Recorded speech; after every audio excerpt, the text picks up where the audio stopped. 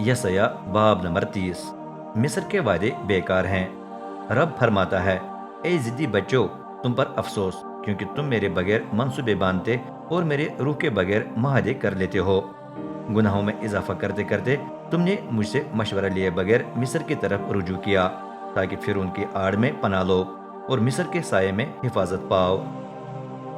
لیکن خبردار، پھر ان کا تحفظ تمہارے لیے شرم کا باعث بنے گا۔ مصر کے سائے میں پناہ لینے سے تمہاری رسوائی ہو جائے گی، کیونکہ گو اس کے افسر زون میں ہیں اور اس کے ایلچی حنیس تک پہنچ گئے ہیں۔ تو بھی سب اس قوم سے شرمندہ ہو جائیں گے، کیونکہ اس کے ساتھ معاہدہ بیکار ہوگا۔ اس سے نہ مدد اور نہ فائدہ حاصل ہوگا، بلکہ یہ شرم اور خجالت کا باعث ہی ہوگی۔ دشت نجب کے جانوروں کے بارے میں رب کا فرمان۔ یہودا کے سفیر ایک تکلیف دہ اور پریشان کن ملک میں سے گزر رہے ہیں، جس میں شیر بابر، شیرنی، زہریلے اور اڑن سانپ بستے ہیں۔ ان کے گدھے اور اونٹ یہودا کی دولت اور خزانوں سے لدے ہوئے ہیں، اور وہ سب کچھ مصر کے پاس پہنچا رہے ہیں۔ گو اس قوم کا کوئی فائدہ نہیں، مصر کی مدد فضول ہی ہے۔ اس لیے میں نے مصر کا نام رعب ازدہا، جس کا منہ بند کر دیا گیا ہے، رکھا ہے۔ اب دوسروں کے پاس جا کر سب کچھ تختے پر لکھ، اسے کتاب کی صورت میں قلم بند کر، تاکہ میرے الفاظ آنے والے دنوں میں ہمیشہ تک گواہی دیں، کیونکہ یہ قوم سرکش ہے۔ یہ لوگ دھوکے باز بچے ہیں، جو رب کی ہدایت کو ماننے کے لیے تیار ہی نہیں۔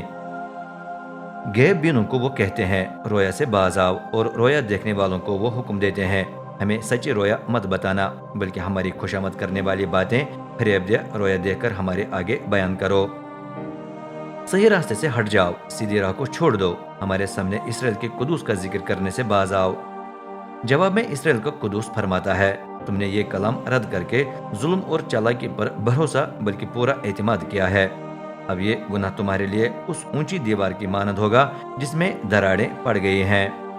دراڑیں پھیلتی ہیں اور دیوار بیٹھی جاتی ہے، پھر اچانک ایک ہی لمحے میں وہ دھڑام سے زمین بوس ہو جاتی ہے، وہ ٹکڑے ٹکڑے ہو جاتی ہے، بالکل مٹی کے اس برتن کی طرح جو بے رحمی سے چکنا چور کیا جاتا ہے، اور جس کا ایک ٹکڑا بھی آگ سے کوئلے اٹھا کر لے جانے یا حوض سے تھوڑا بہت پانی نکالنے کے قابل نہیں رہ جاتا۔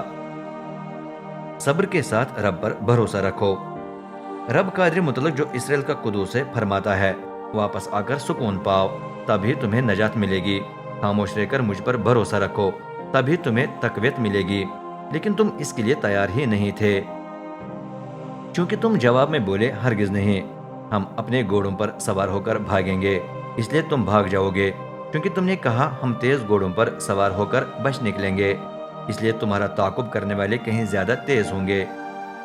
تمہارے 1000 مرد ایک ہی آدمی کی دھمکی پر بھاگ جائیں گے، اور جب دشمن کے 5 افراد تمہیں دھمکائیں گے تو تم سب کے سب فرار ہو جاؤ گے۔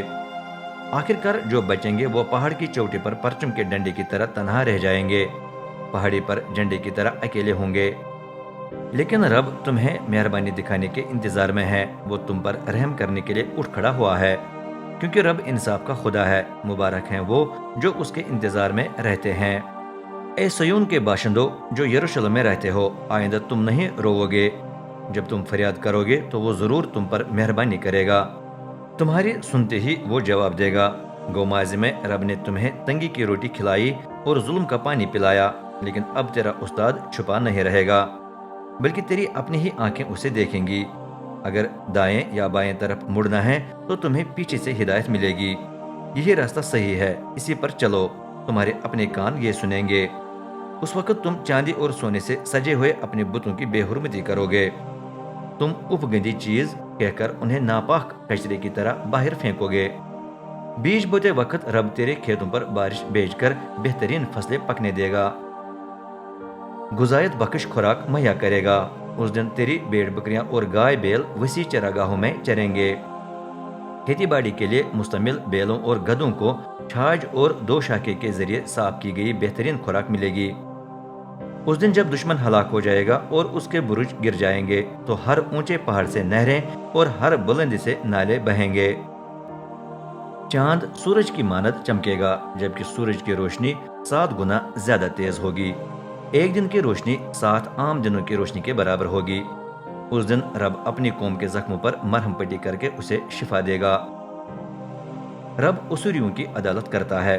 وہ دیکھو، رب کا نام دور دراز علاقے سے آ رہا ہے۔ وہ گیز و غضب سے اور بڑے روب کے ساتھ قریب پہنچ رہا ہے۔ اس کے ہونٹ قہر سے ہل رہے ہیں۔ اس کی زبان کے آگے آگے سب کچھ راکھ ہو رہا ہے۔ اس کا دم کناروں سے باہر آنے والی ندی ہے جو سب کچھ گلے تک ڈبو دیتی ہے۔ وہ اقوام کو ہلاکت کی چھلنی میں چھان چھان کر ان کے منہ میں دہانہ ڈالتا ہے تاکہ وہ بھڑک کر تباہ کن راہ پر آئیں۔ لیکن تم گیت گاؤ گے، ایسے گیت جیسے مقدس عید کی رات گائے جاتے ہیں۔ اتنی رونق ہوگی کہ تمہارے دل پھولے نہ سمائیں گے۔ تمہاری خوشی ان زائرین کی مانند ہوگی جو بانسری بجاتے ہوئے رب کے پہاڑ پر چڑھتے اور اسرائیل کی چٹان کے حضور آتے ہیں۔ تب رب اپنی باروب آواز سے لوگوں پر اپنی قدرت کا اظہار کرے گا۔ اس کا سخت غضب اور بسم کرنے والی آگ نازل ہوگی۔ ساتھ ساتھ بارش کی تیز بوچھاڑ اور اولوں کا طوفان ان پر ٹوٹ پڑے گا۔ رب کی آواز اسور کو پاش پاش کر دے گی۔ اس کی لاٹھی اسے مارتی رہے گی۔ اور جوں جوں رب سزا کے لٹ سے اسور کو ضرب لگائے گا، توں توں دف اور سرود بجیں گے۔ اپنے زور آور بازو سے وہ اسور سے لڑے گا، کیونکہ بڑی دیر سے وہ گڑھا تیار ہے جہاں اسوری بادشاہ کی لاش کو جلانا ہے۔ اسے گہرا اور چوڑا بنایا گیا ہے اور اس میں لکڑی کا بڑا ڈھیر ہے۔ رب کا دم ہی اسے گندھ کی طرح جلائے گا۔